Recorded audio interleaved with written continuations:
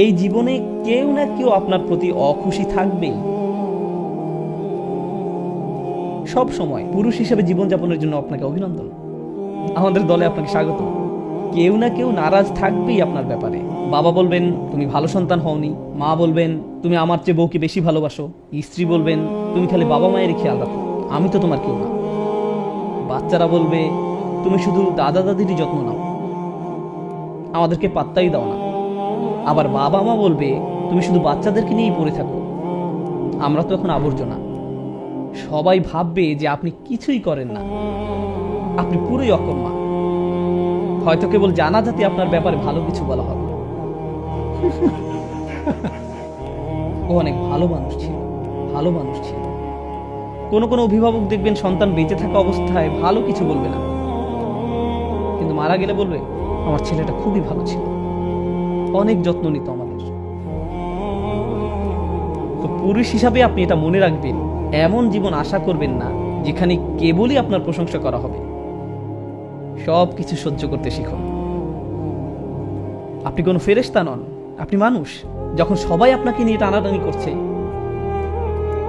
কেউই আপনার প্রতি সন্তুষ্ট না, তখন কোনো না কোনো সময় আপনি ভেতরে কিছুটা ভেঙে পড়বেন।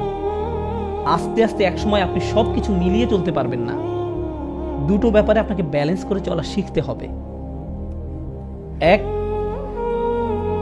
দুটো ব্যাপারে আপনাকে ব্যালেন্স করে চলা শিখতে হবে।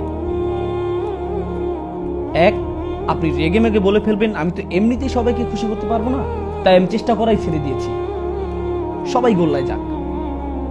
আবার অন্যদিকে হতে পারে আপনি সবাইকে খুশি রাখতে গিয়ে নিজের অবস্থাই খারাপ করে ফেললেন।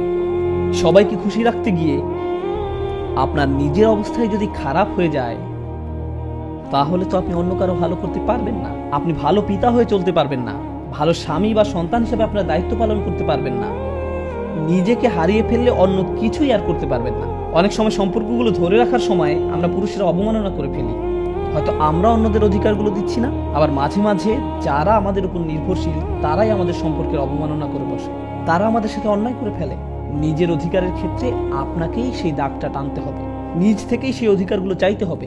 একই সাথে খেয়াল রাখতে হবে যেন আপনি অন্যের উপর জুলুম না করেন। আমরা এমন সমাজে বাস করছি যেখানে ধরে নেওয়া হয় কোনো খারাপ কিছু ঘটলে তার জন্য পুরুষই দায়ী। সবসময় পুরুষই দায়ী না। কোরআনের বর্ণনায় অনেক বিশৃঙ্খলার কারণ পুরুষ, আবার অনেক ক্ষেত্রে নারী। মানুষেরাই বিশৃঙ্খলাকারী। মানুষের মাঝেই লোভ আছে, সে বেশি পেতে চায়, সে কখনো সন্তুষ্ট হয় না। আর আপনি যেসব সম্পর্কের মাঝে যুক্ত তাতে সকলেই সবসময় আপনার কাছ থেকে বেশি পেতে চায়। আপনাকেই সেই সীমারেখা টানতে হবে। আর ঘুমোতে যাওয়ার সময় আপনি যেন বলতে পারেন আমি সবার সাথে ইনসাফ করে চলেছি, আমি আমার স্ত্রী সন্তানদের কম দেইনি, আমি আমার কর্মক্ষেত্রে ঠিক থেকেছি, আমি আমার বাবা মায়ের অধিকার লঙ্ঘন করিনি। আর আপনার বাবা মাকে বাস্তবিকভাবে বুঝিয়ে বলতে হবে যে আপনি আপনার সর্বোচ্চ চেষ্টাটা করেছেন। বাস্তবিক অর্থে বলছি, বাস্তবিক অর্থে বলছি, আমি আদর্শিকভাবে বলছি না, বাস্তবিক অর্থে বলছি। কোরআন বাবা মায়ের অধিকার খুবই গুরুত্ব দিয়েছে। ইব্রাহিম আলাইহিস সালাম কি তার বাড়ি ছেড়ে চলে যাননি? হ্যাঁ, গিয়েছেন। তিনি সেখানে থেকে যেতে পারতেন, আর তাকে মারধর করা চালিয়ে যাওয়া হতো। অনেক সাহাবীদেরকেই খুব কঠিন অবস্থার সম্মুখীন হতে হয়েছিল। যেমন সাদ ইবনে আবি ওয়াক্কাস রাদিয়াল্লাহু তাআলা, তার মা বলেছিলেন আমি না খেয়ে মরে যাব কারণ তুমি মুসলিম হয়েছো। আমি ইসলামকে ঘৃণা করি, আমি তোমার মুসলিম হওয়া মেনে নিতে পারবো না। অথচ তার মা একাকী তাকে লালন পালন করেছিলেন। মাকে কিছু না খেতে দেখে তার নিজেরই খুব খারাপ লাগছিল, কিন্তু তিনি ইসলাম ত্যাগ করতে পারেননি। অনেক সময় মানসিক অত্যাচার শারীরিক নির্যাতনের চেয়েও অনেক বেশি কাঁদায়। আর সেই মানুষগুলো আমাদের বেশি কষ্ট দেয়, আর সেই মানুষগুলো আমাদের বেশি কষ্ট দেয় যারা আমাদের বেশি আপন, যারা আমাদের বেশি আপন। শারীরিক নির্যাতনের ক্ষেত্রে চিহ্নগুলো আমরা দেখতে পারি, কিন্তু মানসিক অত্যাচার চিহ্নিত করা কঠিন। আমার আজকের আলোচনার বিষয় দুটি। এক, নিজের দিকে ভালোভাবে তাকিয়ে দেখুন আপনি নিজে দোষী কিনা, আপনি অবিচার করছেন কিনা। দুই, নাকি আপনার উপরই কোনো অবিচার করা হচ্ছে। আপনার উপর অনেক বিষয় নির্ভর করে। যদি আপনার প্রতি অন্যায় চলতে থাকে তাহলে একসময় আপনি ভেঙে পড়বেন, নিজের দায়িত্বগুলো ঠিকমতো পালন করতে পারবেন না। সুতরাং অন্যকে খুশি করা নিয়ে দুশ্চিন্তা করবেন না।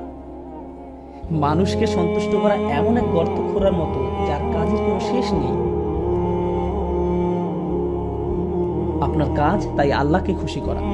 আপনি যদি এখনই মারা যান, তাহলে যেন আল্লাহর সামনে দাঁড়িয়ে পূর্ণ চেতনা নিয়ে বলতে পারেন, হে আল্লাহ, আমি কারো অধিকার কম নেই, আমি কারো প্রতি অবিচার করিনি। আমি জানি তারা সবাই হয়তো এমনটা মনে করে না, কিন্তু তুমি আর আমি জানি আমি কতটুকু করেছি বা করিনি। এটাই ইহসান। ইহসান হলো আত্মসচেতনতা। আপনি যদি অন্য মানুষের স্ট্যান্ডার্ড অনুযায়ী চলতে চান, তাহলে আপনি যাই করেন না কেন আপনার 12টা বেজে যাবে, আপনার 12টা বেজে যাবে। আমাদের মা বাবারা হয়তো এমন পরিবেশে বড় হয়েছেন যে আপনি হয়তো কোনো হাসপাতালে কার্ডিয়াক সার্জারির হেড, বা আপনি হয়তো আপনার ভাই বোনদের মধ্যে সবচেয়ে ভালো, কিন্তু তাও তারা বলবে, তোমার কাছ থেকে আমি আরো বেশি আশা করেছিলাম। বাকি সবাই আপনার তারিফ করে, কিন্তু তারা বলবে, তুমি এমন কেন, তুমি আমাকে হতাশ করলে। কোনো কিছুই যথেষ্ট হবে না, এটাও ঠিক আছে। তারা হয়তো ভাবে যে আপনি যথাযথ ভালো হতে পারেননি। আপনার স্ত্রীও এমনটা ভাবতে পারেন। তিনি হয়তো আপনাকে ছোট করে কথা বলেন, এমনভাবে কথা বলেন যেন আপনি কোনো আবর্জনা। সন্তানেরা হয়তো আপনাকে কষ্ট দেয়, আমি জানি না, কিন্তু একটা কথা মনে রাখবেন, আল্লাহর সাথে আপনাকে সৎ থাকতে হবে।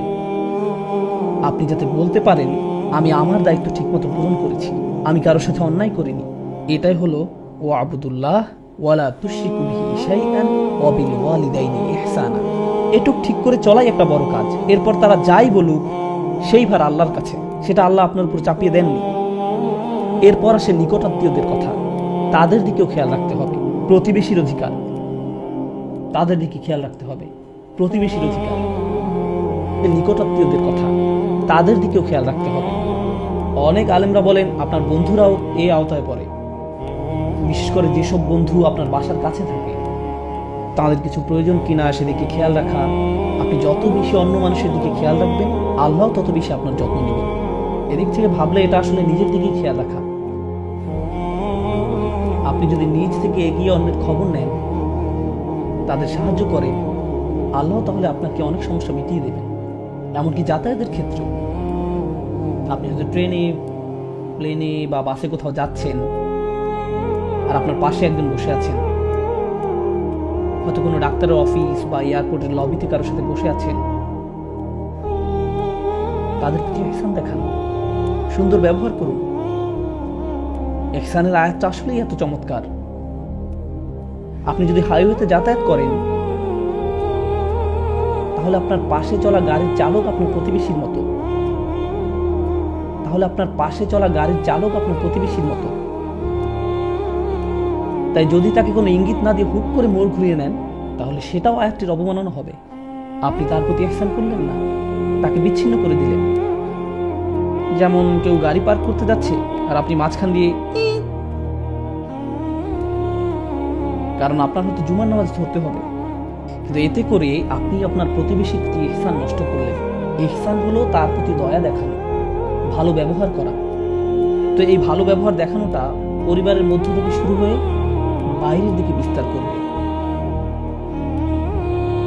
এই আয়াতের ব্যাপারে এটা বলে আমি শেষ করতে চাই, প্রথমত আল্লাহর সাথে ন্যূনতম একটা সম্পর্ক ধরে রাখা, এরপর আসে আপনার মা বাবা, তারপর নিকটাত্মীয় আর প্রতিবেশীদের অধিকার। এটা আসলে কি বোঝায়? আপনার হৃদয়ের সাথে যে সম্পর্কটা সবচেয়ে বেশি জড়িত, সেটার গুরুত্ব সবার আগে, এরপর বাকি মানব সম্পর্কগুলো, যার মধ্যে প্রথমে আসে আপনার মা বাবা, তারপর নিকটাত্মীয়, স্ত্রী সন্তান, এরা সবাই এর অন্তর্ভুক্ত।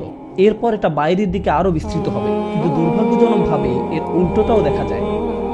সমাজে আপনি কাউকে দেখতে পান যিনি অনেক ভালো, অন্যদের সাথে ভালো আচরণ করেন, সালাম বিনিময় করেন, খুবই ভালো লোক, কিন্তু যখন তিনি বাসার দরজা লাগান, তারপর তিনি ফেরাউনের মতো হয়ে যান। আপনি তাকে চিনতেই পারবেন না।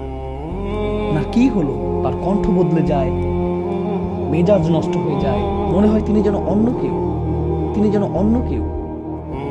আল্লাহ আমাদের এই সম্পর্কের সিরিয়ালটা দিলেন, কারণ বাইরের সবার সাথে ভালো ব্যবহার করে কোনো লাভ নেই যদি আপনি মা বাবার সাথে ভালো ব্যবহার না করেন, কিংবা আপনার স্ত্রী বা সন্তানদের সাথে ভালো ব্যবহার না করেন। প্রথমে যদি এটাই না করতে পারেন, তাহলে বাইরে যা দেখান তার পুরোটাই আপনার মিথ্যা, এর কোনো মূল্য থাকবে না। এই জন্য এই আয়াতটা নিয়ে বাস্তবতার প্রেক্ষিতে কথা বলতে চেয়েছিলাম। আমি বুঝি যে পুরুষরা অনেক চাপের মধ্যে থাকেন, কিন্তু যদি আপনার দায়িত্বগুলো ভালোভাবে পালন করে যেতে চান, তাহলে অবশ্যই আপনার নিজের প্রাথমিক অধিকারগুলো নিশ্চিত করতে হবে, কারণ এটা একজন মানুষের চাহিদাও বটে। যেমন যদি আপনার সন্তান আপনাকে সম্মান না করে, ন্যূনতম সম্মানটাও না দেখায়, আপনাকে সালামও না দেয়, এটা আপনার ভিতরে চিবিয়ে খাবে, আপনি কষ্ট পাবেন, আপনি বুঝতে পারবেন না এটা আপনার অন্যান্য কাজে, অন্যদের সাথে কিভাবে কথা বলছেন তাতেও প্রভাব ফেলছে, মানসিক এবং আধ্যাত্মিকভাবেও প্রভাবিত করবে। তাই এই সম্পর্কগুলোর যত্ন নিন, অন্যের প্রতি দায়িত্ব পালনের দিকে খেয়াল রাখুন,